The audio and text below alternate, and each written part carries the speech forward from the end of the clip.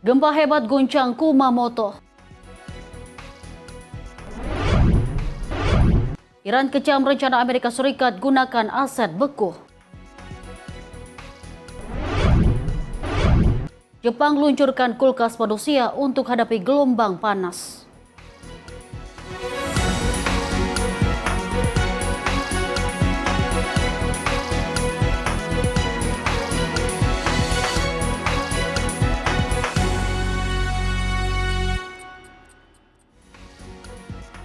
Halo pemirsa, apa kabar? Senang sekali rasanya Sorotan Dunia hadir kembali menemani Anda dengan rangkaian informasi dari mancanegara. Bersama saya Dewa Manik, inilah Sorotan Dunia Sinpo TV selengkap. Pemirsa, informasi kita awali dari gempa kuat yang mengguncang prefektur Kumamoto, Jepang Selatan. Guncangan memicu kerusakan di berbagai wilayah, menyebabkan korban jiwa, luka-luka, serta kepanikan warga.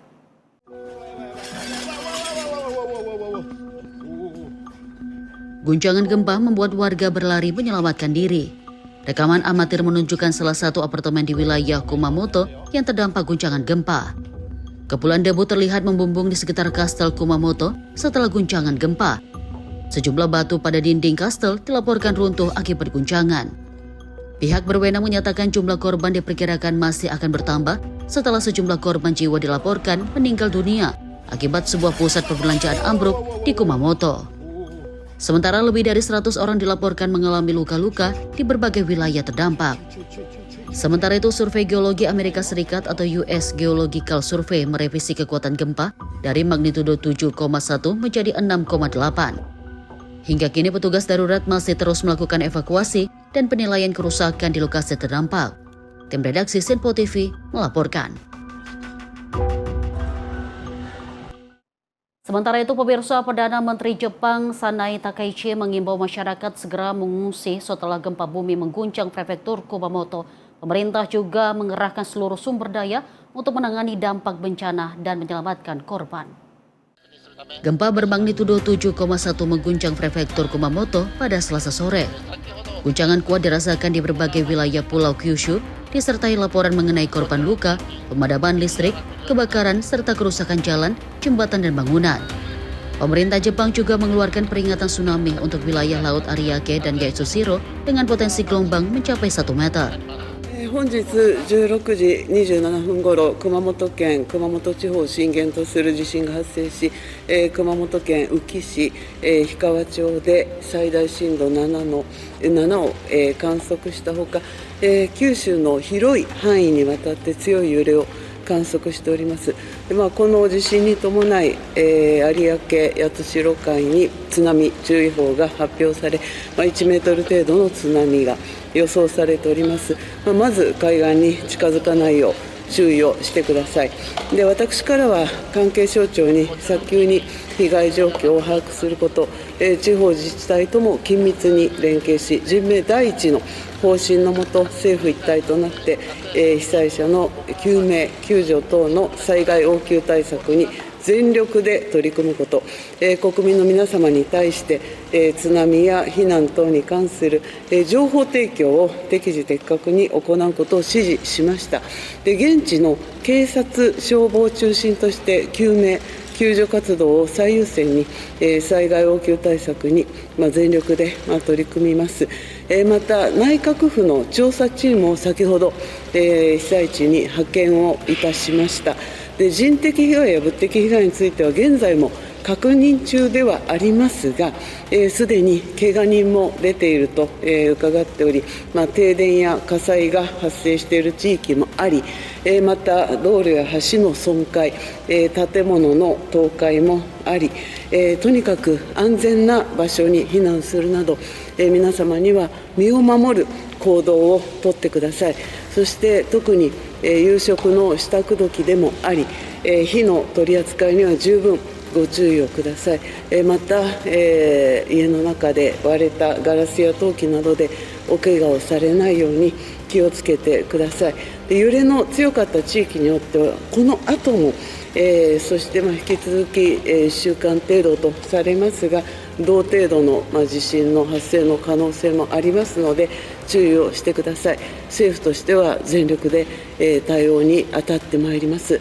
現時点では以上でございます。 Pemerintah Jepang menyatakan operasi pencarian dan penyelamatan terus dilakukan dengan mengutamakan keselamatan warga. Masyarakat diimbau tetap waspada terhadap gempa susulan dan mematuhi seluruh arahan evakuasi dari otoritas setempat. Tim redaksi Sinpo TV melaporkan.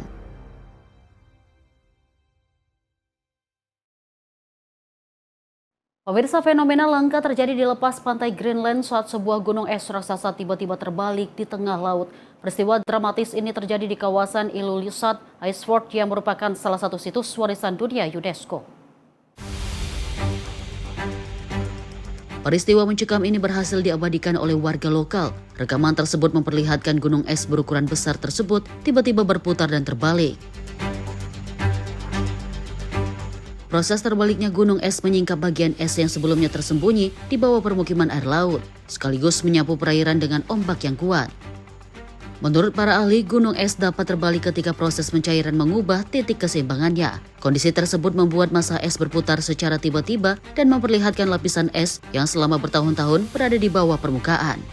Meski tidak menimbulkan korban jiwa maupun kerusakan, fenomena ini dinilai berbahaya bagi kapal dan aktivitas di sekitar lokasi karena dapat memicu gelombang besar secara mendadak. Tim redaksi Sinpo TV melaporkan.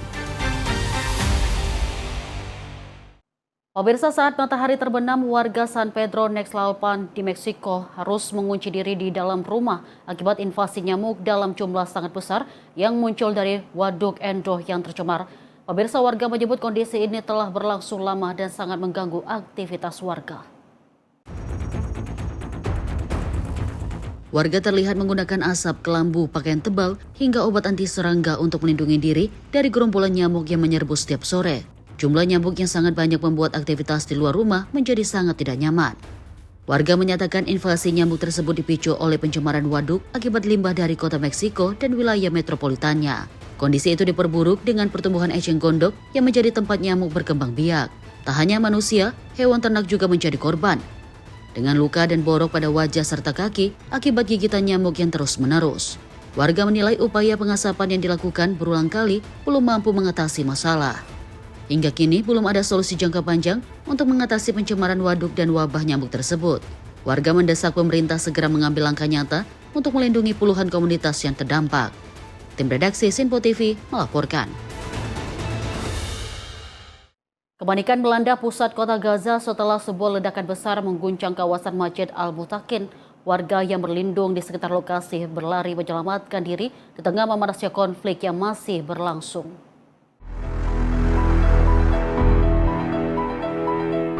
Ledakan besar terjadi di kawasan Masjid Al-Mutakin dekat gedung YMCA di pusat kota Gaza. Kepulan asap membumbung tinggi sementara warga Palestina yang mengungsi di sebuah sekolah berlari menjauh untuk menyelamatkan diri. Media Palestina melaporkan Masjid Al-Mutakin terkena serangan udara Israel. Serangan tersebut terjadi setelah warga menerima peringatan untuk mengosongkan kawasan tersebut.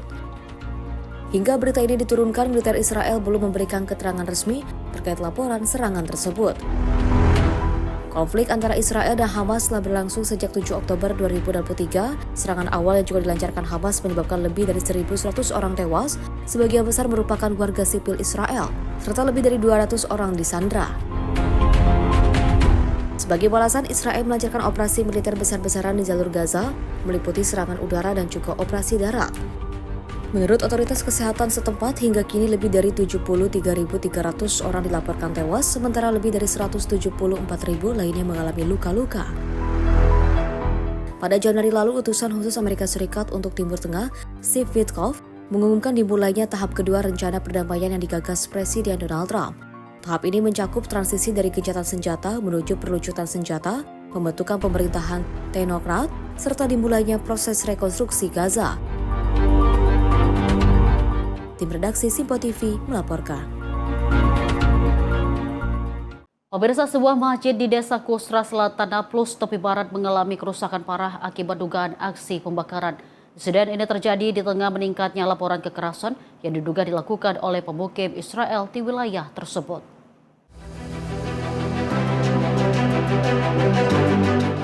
Bekas kebakaran masih terlihat jelas di dalam Masjid Al-Rahmah.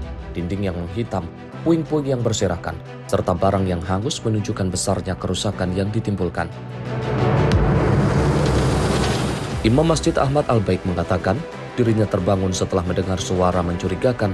Saat memeriksa keluar rumah, ia melihat api telah melalap bangunan masjid. حياتنا كلها ما حكي في ما حكي.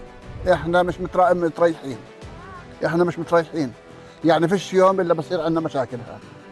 في هان بارستان استيطانيه هسه بوريك اياها بطيهم من ما بقدروش في حالنا.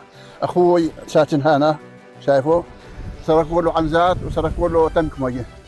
وروح المثل عشاك امبارح.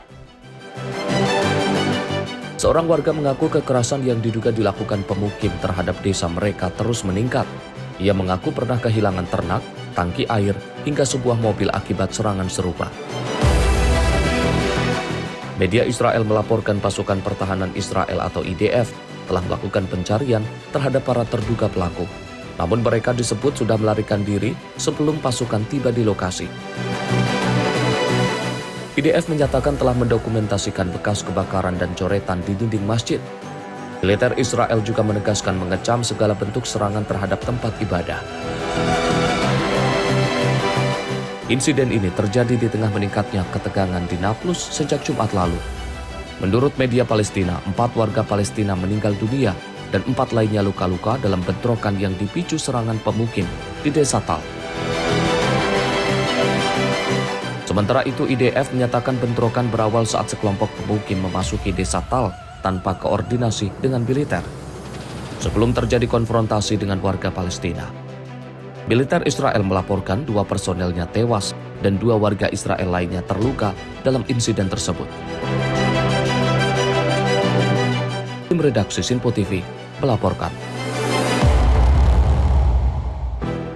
Kebakaran melanda salah satu rangkaian kereta metro di kota Santiago, Chile pada Senin sore waktu setempat. Insiden ini memaksa seluruh penumpang dievakuasi dan menyebabkan 6 stasiun lainnya sempat ditutup saat jam sibuk.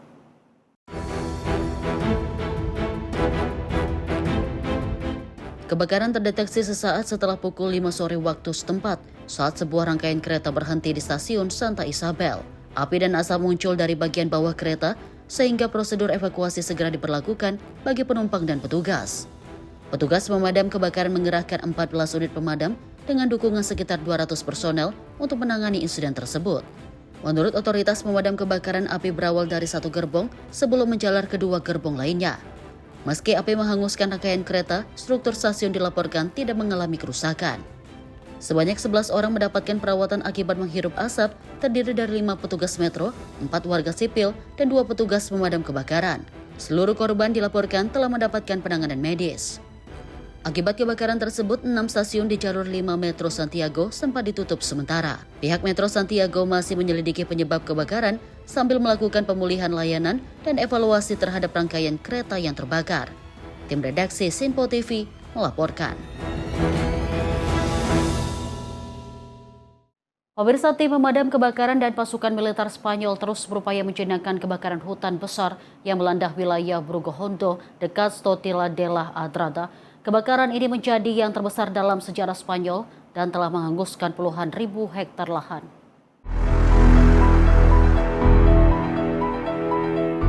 Unit Darurat Militer Spanyol atau UMM memimpin operasi pemadaman di kawasan berhutan yang masih dilanda kobaran api.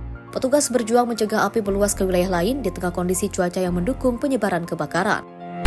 Kebakaran Brugohondo telah menghanguskan lebih dari 50.000 hektar lahan, sekaligus menjadikannya kebakaran hutan tunggal terbesar yang pernah tercatat di Spanyol. Ribuan warga terpaksa dievakuasi dan sumber daya darurat dikerahkan secara besar-besaran. Spanyol juga mendapatkan bantuan pesawat pemadam kebakaran dari sejumlah negara Eropa melalui mekanisme perlindungan sipil Uni Eropa untuk mempercepat upaya pengendalian api.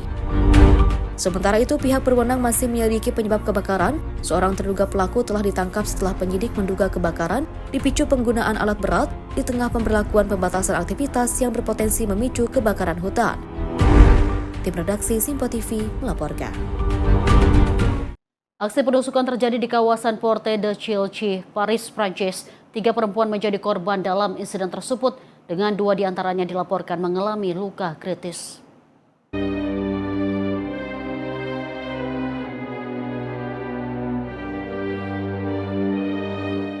Garis polisi dipasang di sekitar lokasi kejadian setelah seorang pria menyerang 3 perempuan menggunakan 2 pisau dapur. Ketiga korban berusia 19, 24, dan 36 tahun.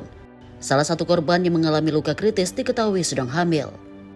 Pelaku berhasil dilumpuhkan seorang anggota polisi yang sedang tidak bertugas sebelum akhirnya diamankan ke pihak berwenang. Menurut laporan media setempat, pelaku sempat mengucapkan bahwa tindakannya merupakan perintah dari Tuhan. Namun Menteri Dalam Negeri Prancis Laurent Nunez menyatakan pelaku menyampaikan pernyataan yang tidak koheren. Hingga kini pihak kepolisian masih menyelidiki motif penyerangan. Insiden ini terjadi di tengah meningkatnya kewaspadaan keamanan di sejumlah negara Eropa, menyusul serangan saat aksi Pride di Berlin, Jerman, dan menyebabkan 1 orang tewas dan 29 orang lainnya terluka. Tim redaksi Sinpo TV melaporkan.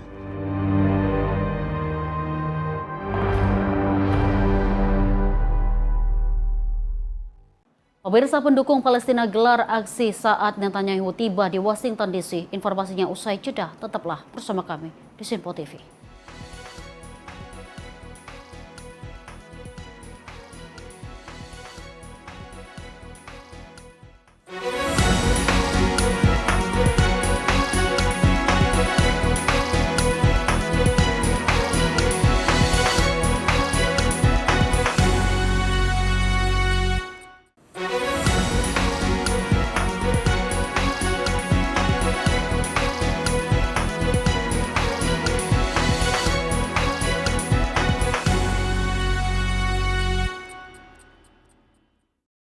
Terima kasih pemirsa, Anda kembali menyaksikan Sorotan Dunia Sinpo TV dan masih bersama saya Deo Manik.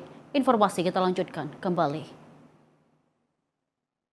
Pemirsa, puluhan pendukung Palestina menggelar aksi protes di depan Blair House, Washington DC, Amerika Serikat saat Perdana Menteri Israel Benjamin Netanyahu tiba menjelang pertemuannya dengan Presiden Amerika Serikat Donald Trump.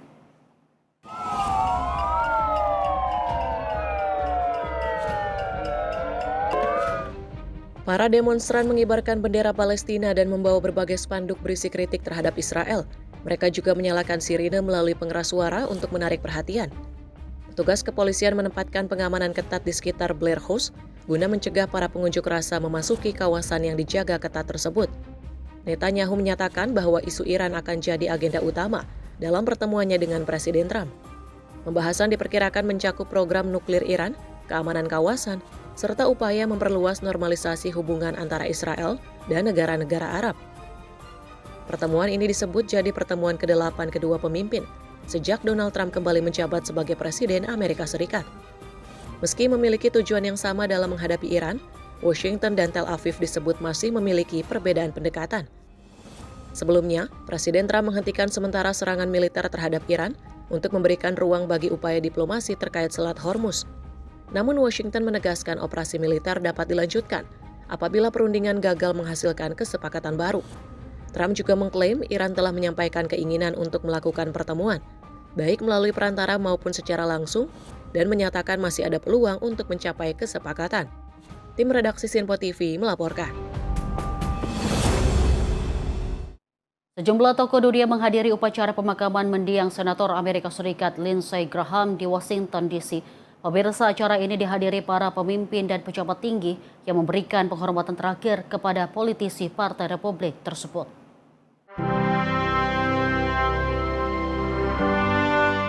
Presiden Amerika Serikat Donald Trump, Wakil Presiden JD Vance, Presiden Ukraina Volodymyr Zelensky, serta Perdana Menteri Israel Benjamin Netanyahu tiba di lokasi upacara pemakaman. Para pelayat memberikan penghormatan terakhir di hadapan peti jenazah sebelum mengikuti rangkaian ibadah dan prosesi perpisahan. Sejumlah pejabat, pemerintah, anggota Kongres, serta kerabat dan sahabat dekat juga turut hadir. Lindsey Graham dikenal sebagai salah satu tokoh berpengaruh di Partai Republik dan lama menjabat sebagai senator dari negara bagian Carolina Selatan. Selama karir politiknya, ia aktif dalam berbagai isu kebijakan luar negeri dan keamanan nasional Amerika Serikat. Kehadiran para pemimpin dunia mencerminkan luasnya hubungan diplomatik dan politik yang juga dibangun Graham selama menjalankan tugasnya sebagai anggota Senat. Tim redaksi Sinpo TV melaporkan.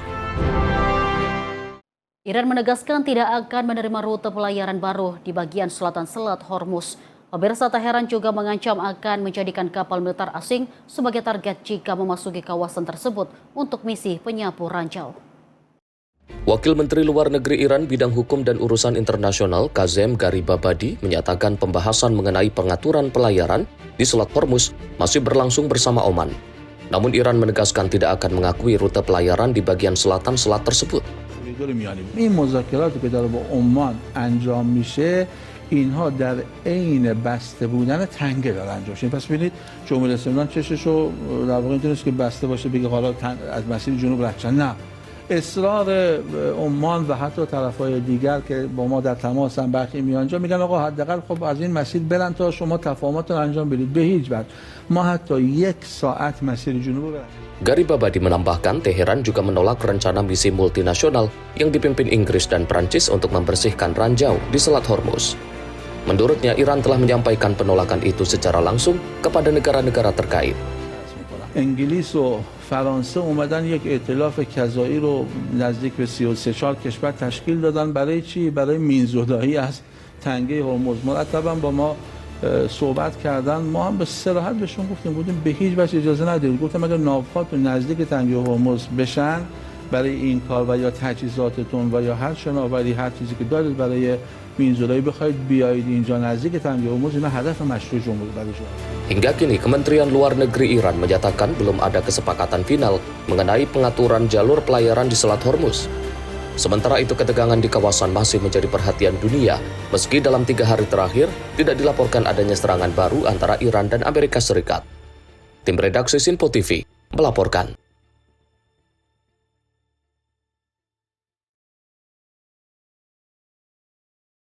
Ketegangan antara Iran dan Amerika Serikat kembali memanas. Teheran mengancam akan membatasi pelayaran di Selat Hormuz jika Washington menggunakan aset beku milik Iran untuk membayar ganti rugi kerusakan kapal di kawasan tersebut.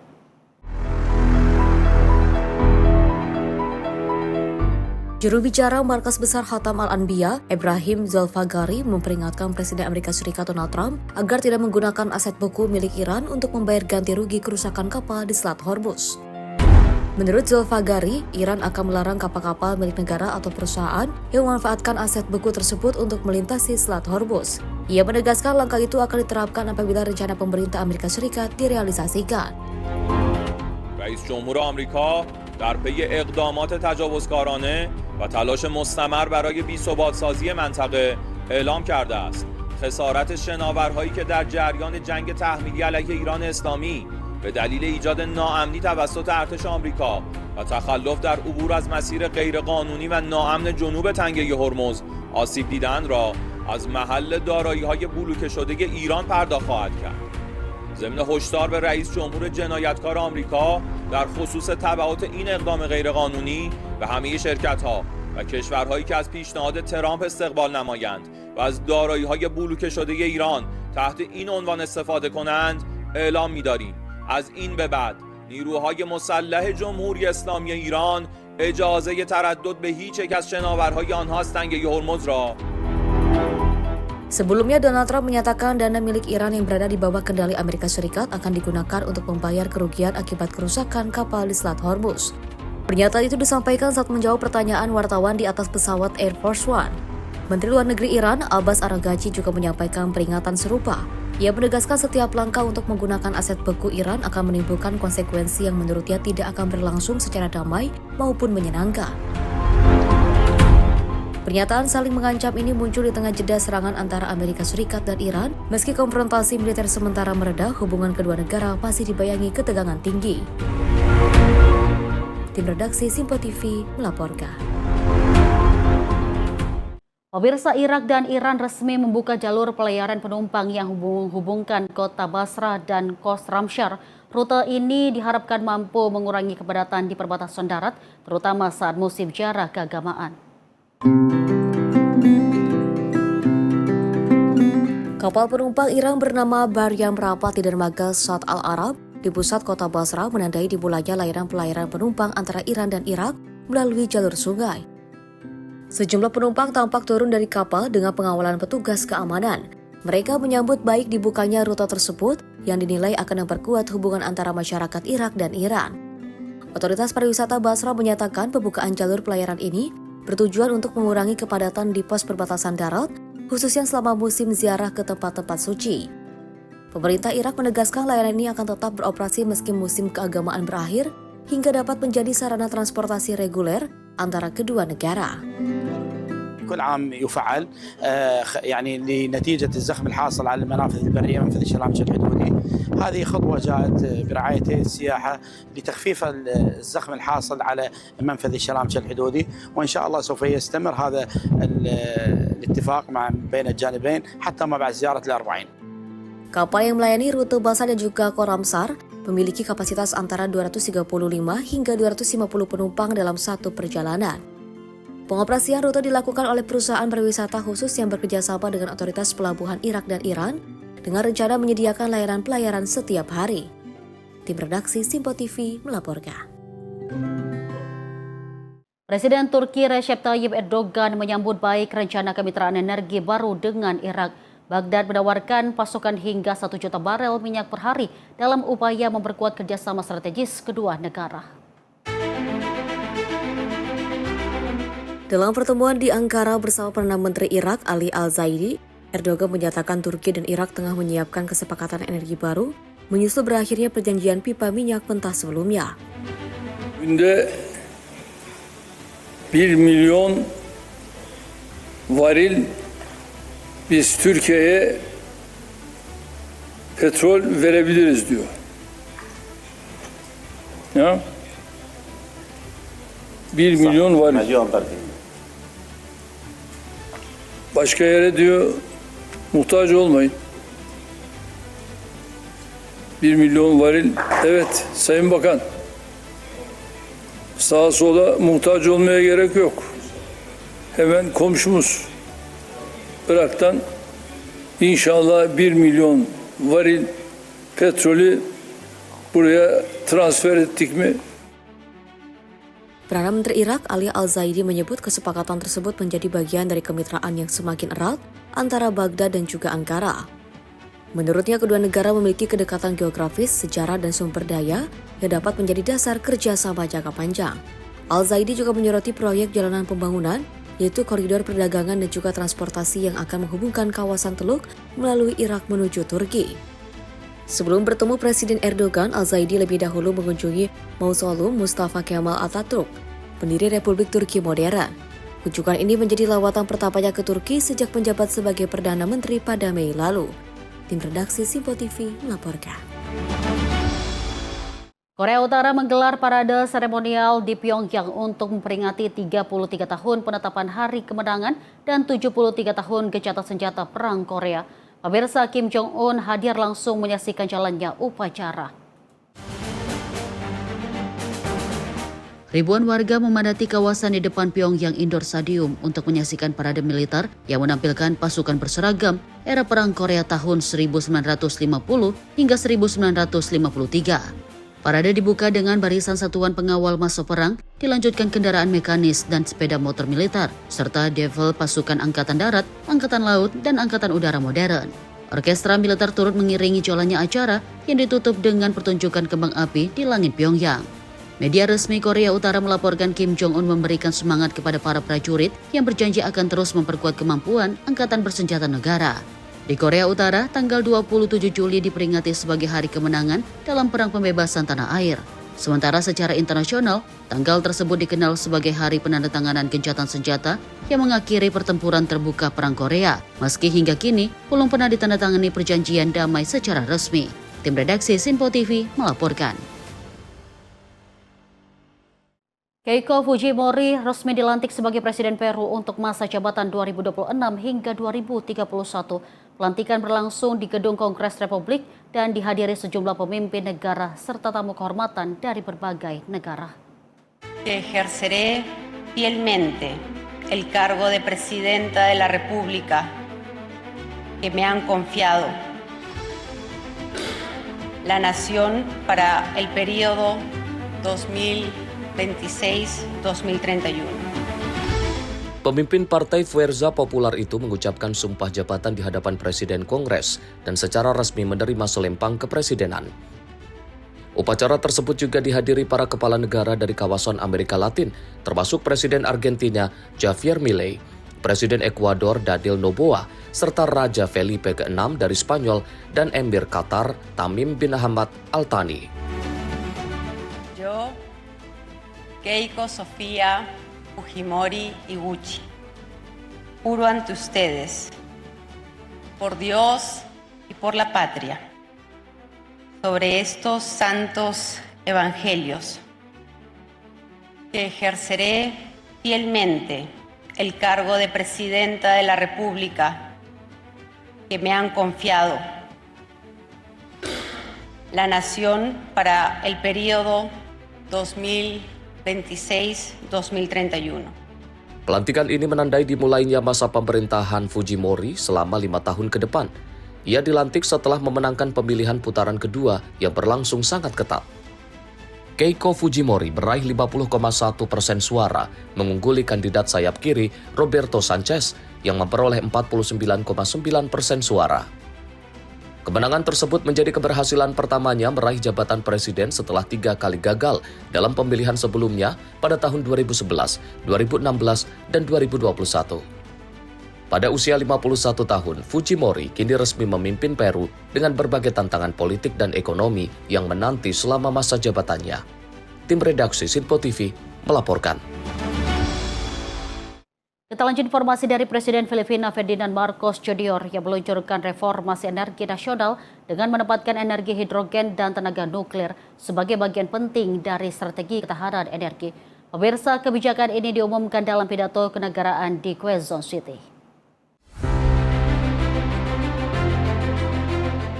Dalam pidatonya, Marcos menyatakan daerah otonom Bangsa Moro di Mindanao Muslim atau BARM kini resmi menjadi bagian dari program energi nasional.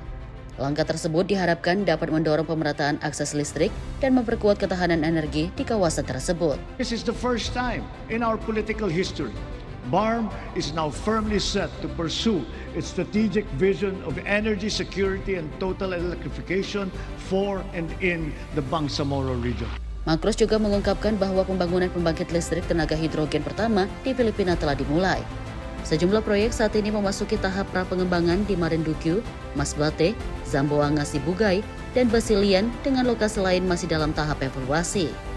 Selain energi hidrogen, Marcos mendorong Kongres untuk kembali membahas pengembangan pembangkit listrik tenaga nuklir.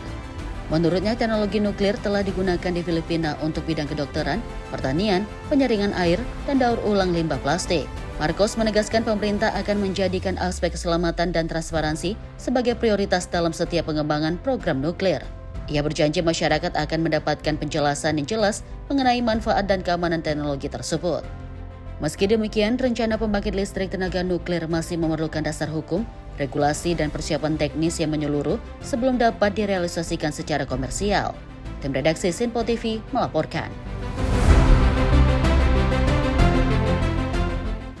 Kuba terus memperkuat pasokan listrik nasional dengan memperluas pemanfaatan energi terbarukan. Salah satunya melalui pengoperasian pembangkit listrik tenaga surya baru di Provinsi Pinar del Rio yang diharapkan mampu membantu mengatasi krisis pasokan listrik di negara tersebut.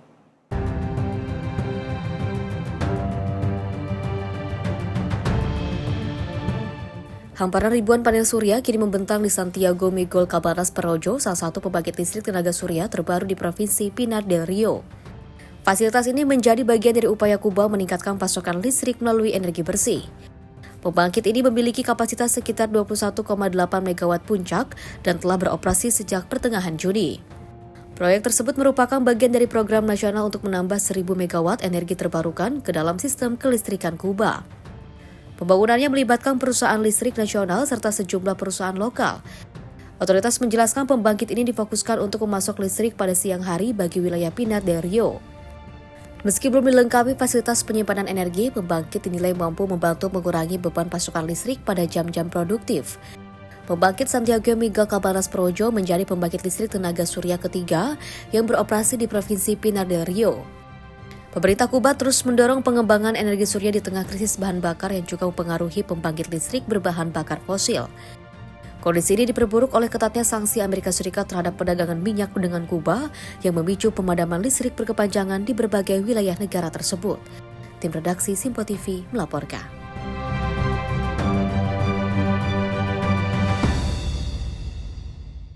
Pemirsa, akuarium Valencia namai hiu dengan nama Ferran Torres. Informasinya usai jeda. Tetaplah bersama kami.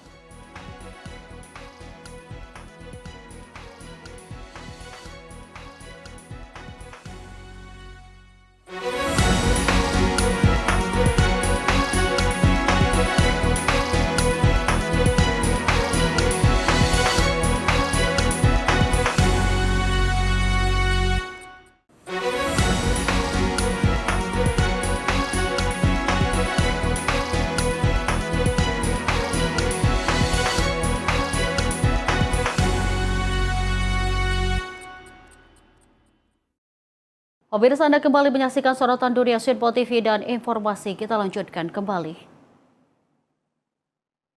Keberadaan alat kebugaran di tengah pemakaman memicu perdebatan di Wina, Austria.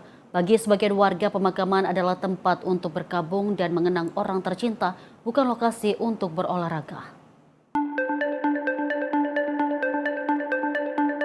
Di antara deretan lisan dan makam, kini berdiri sejumlah alat kebugaran luar ruang.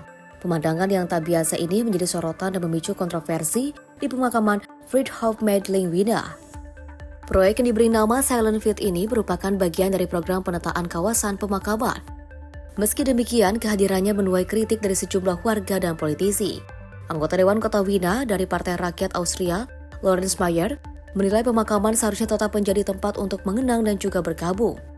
Menurutnya, penempatan alat olahraga di antara makam dianggap tidak menghormati suasana yang seharusnya tenang dan hikmat.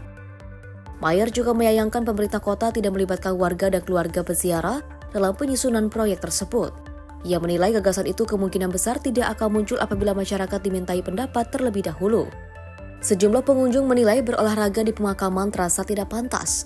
Namun ada pula yang berpendapat kehadiran area kebugaran dapat dimaknai sebagai perayaan atas kehidupan. Warga lain juga mempertanyakan penggunaan anggaran proyek yang mencapai 35.000 euro. Mereka menilai dana tersebut dapat dialokasikan untuk kebutuhan lain yang lebih mendesak. Kontroversi ini mendorong Partai Rakyat Austria meluncurkan petisi penolakan. Perdebatan pun terus berlangsung menjadikan area gym di pemakaman ini salah satu isu lokal yang paling banyak diperbincangkan di Wina. Tim redaksi Sinpo TV melaporkan. Pemirsa, seorang koki di kota Salvador, negara bagian Bahia, Brazil, berupaya menghidupkan kembali warisan kuliner Afrika melalui berbagai hidangan yang mencerminkan jejak diaspora Afrika di Amerika Latin.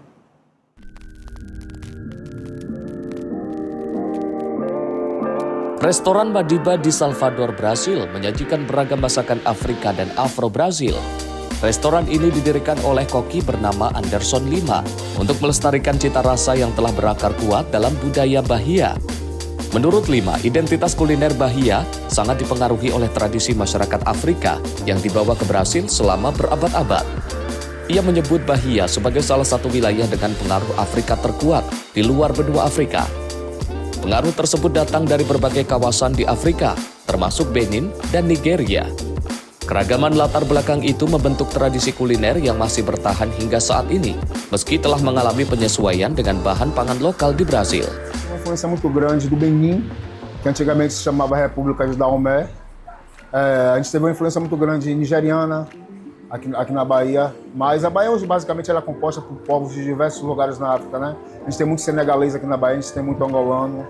Então, a Bahia é fantástica por isso, por ter essa diversidade de países africanos em um só lugar. E a gastronomia não é diferente, a gente resgata esses sabores vindo desses países, lógico, com adaptações, porque nem todo ingrediente que foi necessário para a gente poder compor nossos pratos, ingredientes africanos, a gente encontra. Salah satu menu andalan restoran adalah jambalaya do quilombo yang memadukan nasi, santan, minyak sawit, udang, dan pisang goreng. Meski tidak semua bahan asli Afrika tersedia, Lima tetap mempertahankan cita rasa melalui penggunaan rempah-rempah tradisional. Lima juga menjelaskan bahwa acarahe, salah satu makanan ikonik Bahia, berasal dari hidangan Afrika Barat. Makanan berbahan kacang tunggak dan bawang itu mengalami adaptasi di Brasil, termasuk dalam penggunaan minyak sawit sebagai pengganti minyak kacang tanah yang digunakan di Benin.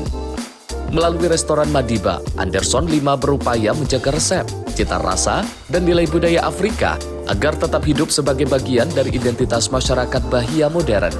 Tim redaksi Sinpo TV melaporkan.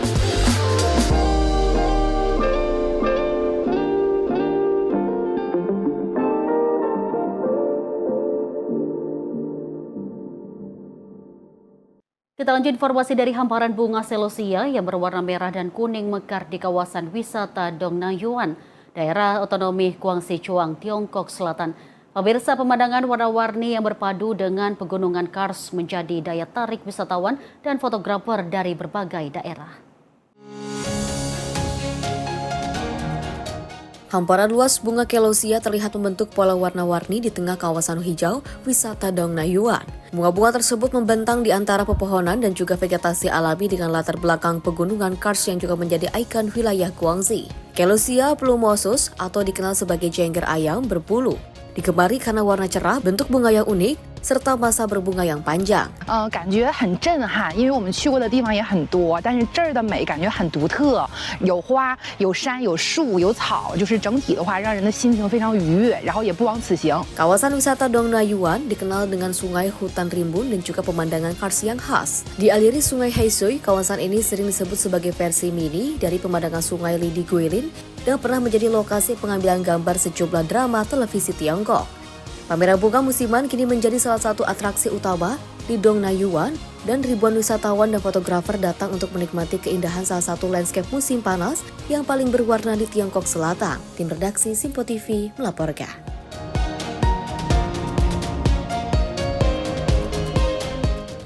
Pemirsa, sawah berwarna-warni dan jembatan gantung kaca di kota Kunming, Provinsi Yunnan, Tiongkok menjadi daya tarik baru bagi wisatawan selama musim libur panas. Kawasan wisata yang disebut Hetawijing ini menawarkan pemandangan unik yang memadukan keindahan alam dan seni pertanian.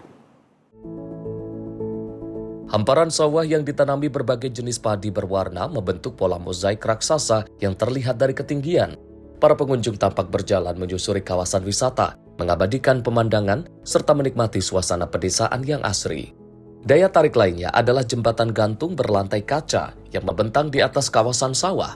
Dari atas jembatan, pengunjung dapat menikmati pemandangan luas sawah berwarna-warni dengan latar belakang pegunungan Yunnan. 从抖音上了解到核桃庆的彩色水道非常美丽漂亮，我们今天几个姐妹一起到这里打卡拍照，心情非常愉悦，是一个很好的地方，值得一来。 Pengunjung lain mengaku terpesona dengan pemandangan dari jembatan kaca yang menyajikan panorama sawah penuh warna bak adegan dalam film. Banyak wisatawan mengaku mengetahui destinasi ini setelah melihat video yang viral di platform media sosial Douyin. Kawasan wisata Hetawijing menggabungkan konsep seni pertanian berskala besar dengan fasilitas wisata modern. Objek wisata ini diharapkan mampu mendorong pengembangan pariwisata pedesaan di Provinsi Yunnan selama musim libur musim panas. Tim redaksi Simpo TV melaporkan. Sebuah perusahaan di prefektur Gunma, Jepang meluncurkan bilik pendingin untuk satu orang yang dijuluki kulkas manusia. Pemirsa, inovasi ini dihadirkan sebagai solusi untuk melindungi pekerja dan masyarakat dari risiko serangan panas akibat suhu musim panas yang semakin ekstrim. Bilik bernama Dohimon Box ini dirancang bagaikan mesin penjual otomatis atau kotak telepon. Di dalamnya, pengguna bisa duduk selama maksimal 20 menit sambil menerima hembusan udara bersuhu 5 derajat Celcius yang diarahkan ke kepala, leher, dan bahu. Suhu ruangan dijaga sekitar 15 derajat Celcius untuk memberikan efek pendinginan tanpa menyebabkan hipotermia. Bilik ini terbuat dari lembaran logam, berinsulasi tebal, dan dilengkapi roda kastor sehingga mudah dipindahkan ke berbagai lokasi kerja maupun ruang publik. Sistem pendinginnya menggunakan kompresor yang terpasang di bagian dasar bilik. ドヒエモンボックスを設置したのが5月の25日でした。これが、SDRS 株式会社というところと包括連携協定を締結して、それの関係で置いてもらったっていうところなんですけれども、で9月の末まで設置する予定です。利用者数としては、最初の頃少なかったんですけれども、最近暑くなってきたので30人以上の人が使っているという状況にあります。 Salah satu warga mengaku hembusan udara yang mengarah ke leher dan tubuh memberikan sensasi sejuk yang nyaman serta membantu menurunkan suhu tubuh setelah beraktivitas di luar ruangan. Jepang kini tengah menghadapi suhu musim panas di atas 35 derajat Celcius, bahkan beberapa wilayah mencapai hampir 40 derajat Celcius. Badan Meteorologi Jepang menyebut hari dengan suhu lebih dari 40 derajat Celcius sebagai kokushobi atau hari dengan panas ekstrim. Tim redaksi Simpo TV melaporkan. Sebuah akuarium di Valencia, Spanyol memberikan nama Ferran Torres kepada seekor hiu pasir penghuni utamanya. Pemirsa, penamaan ini menjadi bentuk penghormatan kepada pahlawan Spanyol di final Piala Dunia sekaligus mengampanyekan pelestarian hiu.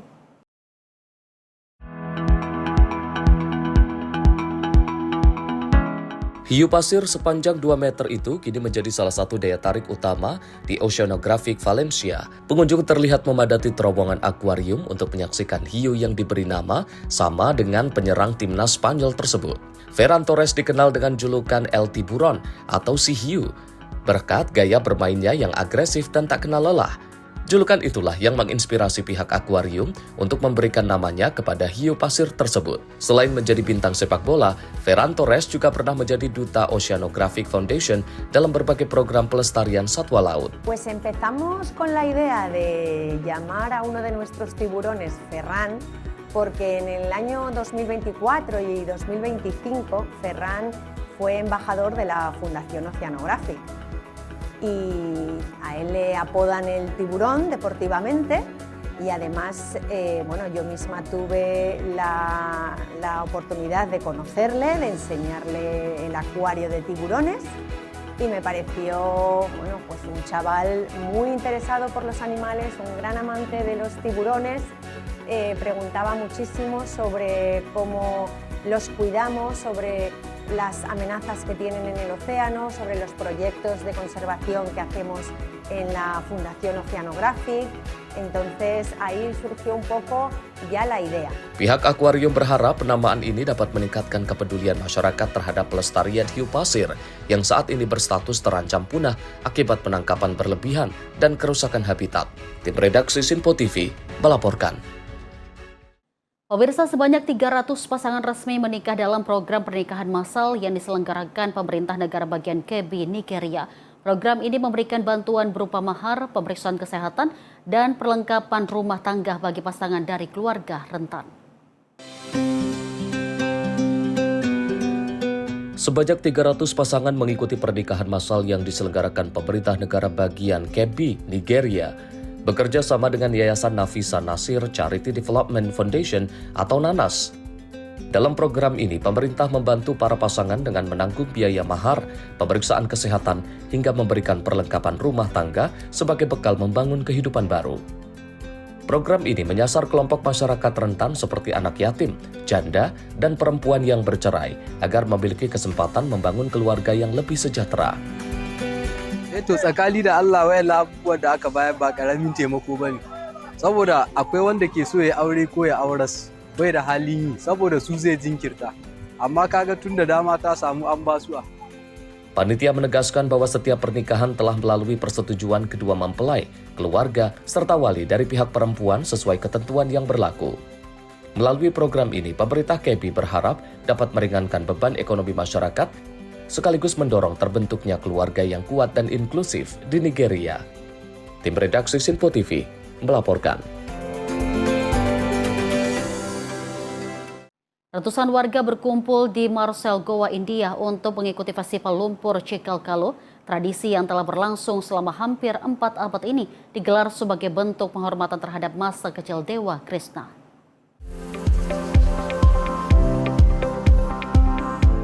Halaman kuil Sri Devki Krishna dipenuhi para peserta yang juga berlumpur-lumpur dari kepala hingga kaki.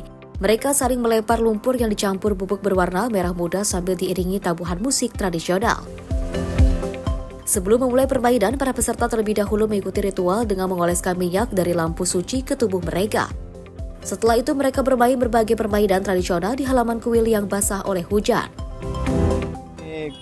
60 साल से यहाँ पे आ रहा हूँ पूरा फैमिली के साथ सब बच्चे गांव के लोग भाग ले रहे हैं और 1 साल का बच्चा और 90 साल का बुजुर्ग तक यहाँ आ जाते हैं और पूरा ये चिकलकाला बोलते हैं उसको जो मड में हम खेलते हैं जो भगवान कृष्ण खेलता था अपने फ्रेंड के साथ यही आज हम परंपरा उसका चालू रखी है 300-400 साल का परंपरा है ये आज तक चालू है. Festival Cikal Kalo menjadi simbol kebersamaan yang menyatukan berbagai generasi, mulai dari anak-anak hingga lansia. Seluruh peserta bermain tanpa memandang usia. Tradisi ini dipercaya menghidupkan kembali kisah masa kecil Dewa Krishna yang gemar bermain bersama teman-temannya. Tahun ini rangkaian festival berlangsung pada 24 hingga 26 Juli dengan puncak perayaan lumpur digelar pada Minggu waktu setempat. Tim redaksi Simpo TV melaporkan. Pemirsa, ratusan penggemar Spider-Man memadati jalan utama kota Sao Paulo, Brasil. Mereka mengenakan seragam kostum superhero dalam parade meriah yang digelar untuk menyambut penayangan film terbaru Spider-Man Brand New Day. Parade yang diselenggarakan oleh Sony Pictures ini berlangsung di kawasan Paulista Avenue. Ratusan peserta berjalan menuju shopping Cidade Sao Paulo sambil memamerkan kostum berbagai versi Spider-Man dan berinteraksi dengan pengunjung. Suasana semakin meriah dengan kehadiran anak-anak hingga orang dewasa yang ikut berdandan sebagai tokoh fiktif pahlawan laba-laba tersebut. Banyak di antara mereka mengabadikan momen bersama serta menikmati berbagai aktivitas yang juga disediakan panitia. Para peserta mengaku tidak ingin melewatkan kesempatan bertemu sesama penggemar Spider-Man. Film Spider-Man Brand New Day dijadwalkan mulai tayang di bioskop Brasil pada 29 Juli. Film ini merupakan kelanjutan dari Spider-Man No Way Home dengan kembalinya Tom Holland sebagai Peter Parker bersama sejumlah pemeran utama lainnya. Tim redaksi Simpo TV melaporkan. Sebuah tren video viral berkonsep sinematik menjadi daya tarik baru bagi wisatawan di kota Chongqing, China. Pemirsa, pengunjung kini dapat menikmati sensasi berkendara sepeda motor sambil menghasilkan video bergaya layaknya adegan film aksi. Berikut informasinya. Bermodalkan sepeda motor, kamera, dan kreativitas para videografer lokal, wisatawan dapat menjadi tokoh utama dalam video berkonsep sinematik yang direkam di tengah gemerlap lampu kota Chongqing. Rekaman memperlihatkan para pengendara dan penumpang melakukan berbagai gaya di atas motor dengan efek slow motion dan pengambilan gambar yang menyerupai film layar lebar. Paket wisata ini menjadi populer di kalangan wisatawan yang ingin mengabadikan momen liburan mereka dalam bentuk konten media sosial yang menarik. Para pengunjung bahkan rela mengantri untuk mendapatkan giliran mengikuti pengalaman tersebut. Rute perjalanan umumnya melintasi Nanbin Road, Jembatan Dongshumain, dan kawasan Raffles City dengan latar gedung-gedung pencakar langit, jembatan ikonik, serta lalu lintas malam yang padat. Chongqing sendiri telah lama dikenal sebagai salah satu pusat industri sepeda motor di Cina. Kini identitas tersebut berhasil dikemas menjadi atraksi wisata modern yang memadukan olahraga otomotif, teknologi digital, dan promosi pariwisata. Selain menawarkan pengalaman berkendara, tren ini juga memberikan peluang baru bagi para pengendara motor, videografer, dan pelaku usaha lokal untuk mengembangkan bisnis berbasis konten digital. Popularitas video-video tersebut di media sosial turut mendorong meningkatnya jumlah kunjungan wisatawan ke Chongqing. Tim redaksi Simpo TV melaporkan.